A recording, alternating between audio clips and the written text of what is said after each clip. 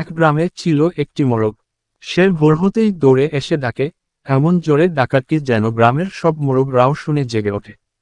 সারা দিন সে আয়নায় নিজেকে দেখে, ঠ্যাং তুলে ভঙ্গি করে আর বলে, এই গাতে পেশি আছে। আমি মোরগদের মডেল। বিড়াল এসব দেখে শুনে বিরক্ত। সারাদিন খায়, ঘুমায়, আর খায়, কিন্তু তার বুদ্ধির ধার কাচির মতো।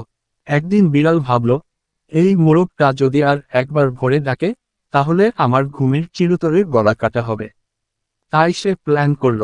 সে এক জায়গায়, খোলা জায়গায় সুন্দরভাবে এক টুকরো রোস্ট মাংস রাখল, চারপাশে গর্ত খুঁড়ে পাতলা পাটাতন বসিয়ে ফেলল, তার নিচে কাটা আর গরম মরিচ মাখানো পানি। ওপর দিয়ে পাতলা পাতা বিছিয়ে রাখল, যেন কেউ বুঝতেই না পারে। সকালে মোরগ আবার চেঁচিয়ে উঠল। বিড়াল ভাবল, আয়না আমি ফাঁদ পেতে রেখেছি। হঠাৎ তার নাকের সামনে এলো গরম রোস্টের গন্ধ।